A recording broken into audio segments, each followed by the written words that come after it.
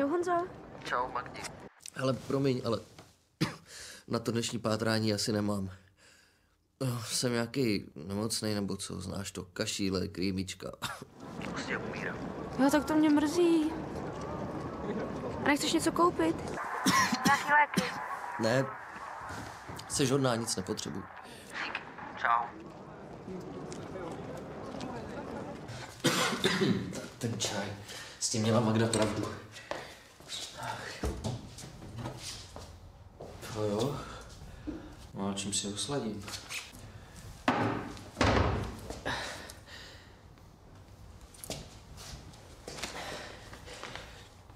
Čau, Magdi. Hele, tak přece jenom bych něco potřeboval. No, nějak mi došel cukr do toho čaje. No, tak kdybys ho někde Mohla koupit a... No jasně, koupím tě cukr. Jo, jsi zlatá, tak díky. Čau.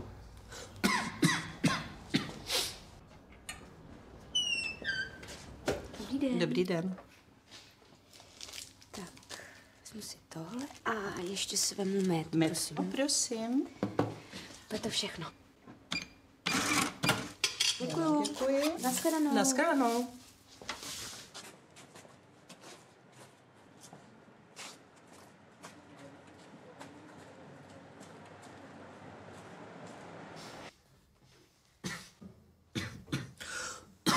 Ale je otevřený. Čau. Čau. Tak ti to nesu. To seš hodná. Hele, co to je? Já jsem nechtěl svíčku. Já jsem chtěl cukr. To není svíčka. To je homole. Jsi nikdy neslyšel homole cukru? Ne. Aha. No, Magdi, to je pěkný, ale ještě mi řekni, jak to mám, jak si s tím mám osladit. No, naporcuj to.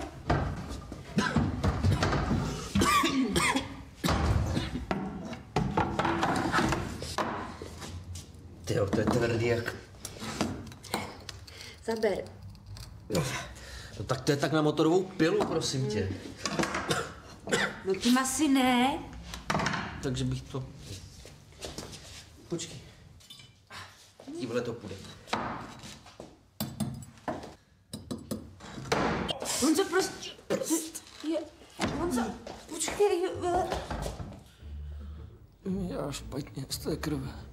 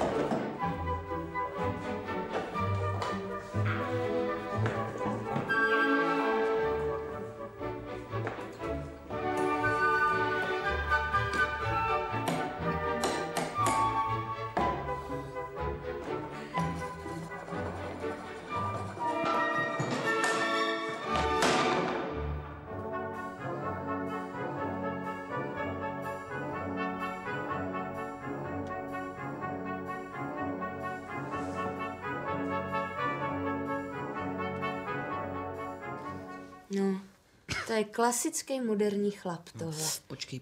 Drž dnešní doby. Jak vidí krev, a pak abych to motala sama. No. Hele, stejně jsem šikulka, že si ani čaj neosladím, že? No, velmi. Poslouchej, ale jak to dělali ženský kdysi? To jako nebyly kostky cukru, nebo? No he. Hele, počkej. To je opatrně. To je výborný námět na reportáž. A šéf zrovna potřebuje článek teďka ode mě. No to je výborný nápad. Až na to, že tady ten tvůj kašlíček No. se může taky proměnit v zápal plic. No, a než se stačí zotavit, tak já to budu mít vypátraný sama. Počkej, ale Víš, že v týmu se pátrá líp. Podrž si to, jo? Držím. Já to zvládnu sama. A ty to s tímhle zvládneš taky. Děkuju.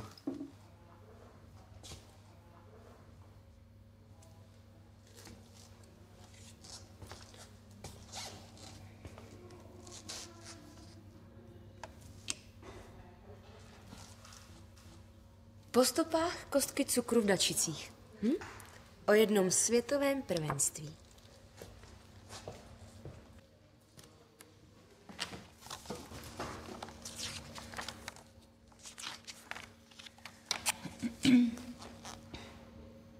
Za vším hledej ženu, říká se. I za vznikem první kostky cukru. Paní Juliana Radová se kdysi ošklivě poranila při porcování homole cukru. Bylo to kolem roku 1841 v Dačicích.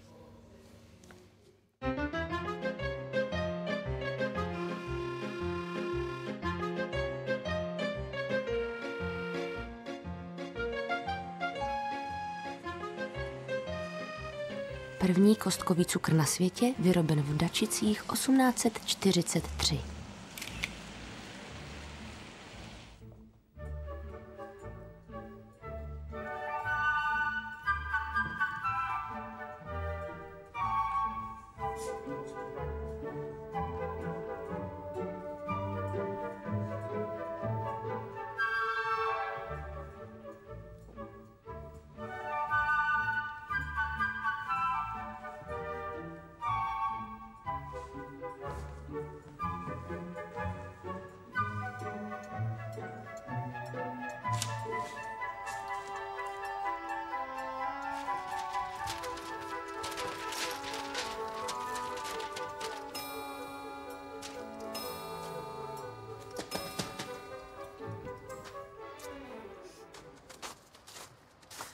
No vida, tak jsem na správné adrese.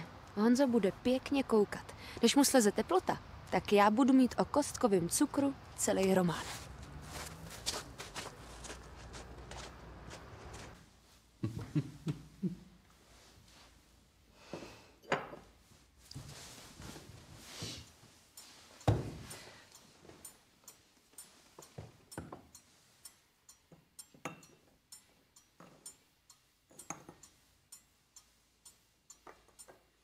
Dobrá, dobrá. Možná moc sladká, že? No.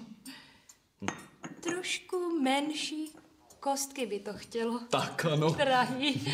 Trošku menší kostky a objev století bude na světě. Moment.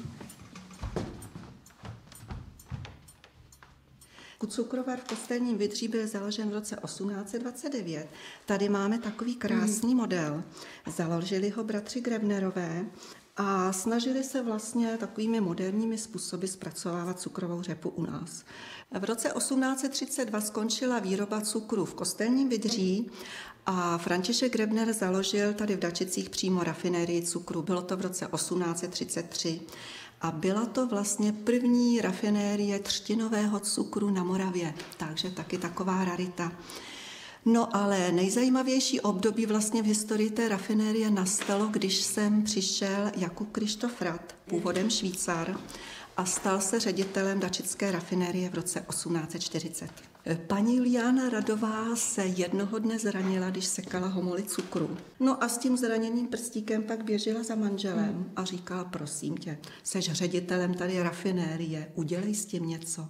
Prostě vymysli nějaké menší kousky. A dokonce snad navrhla, že by to měly být kostky, že se budou dobře počítat, že se dají naskládat do nějaké krabičky. Byla to prostě dobrá hospodyňka. Miláčku, něco pro tebe mám. Přines prosím kávu.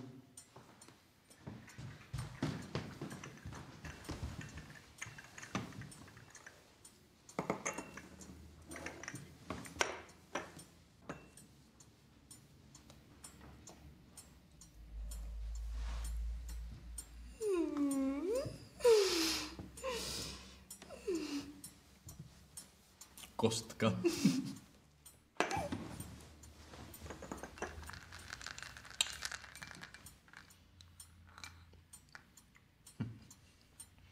Výtečné. To je přesně ono, drahý. Dobře se tím sladí a výtečně se to bude skladovat.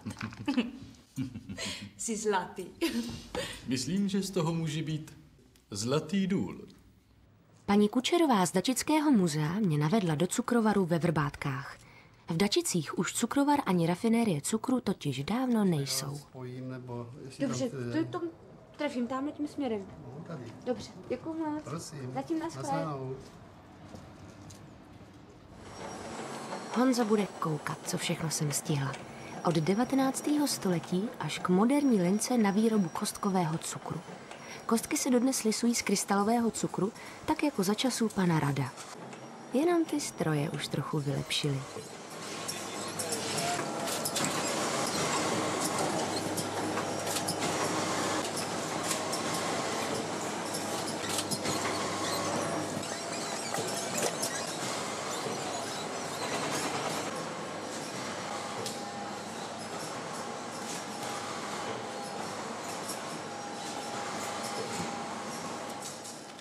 Tak co, máš nějakou stopu?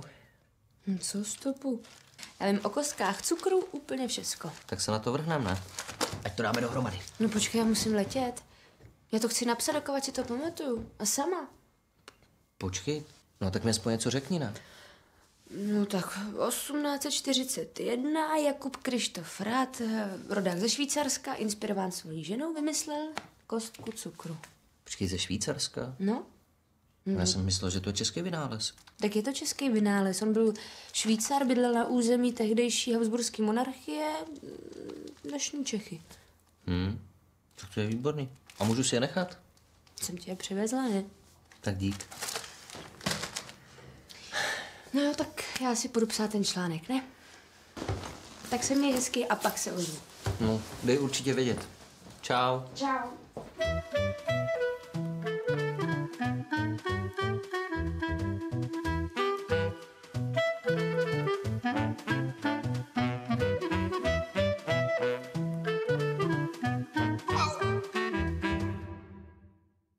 Tak to vidíte,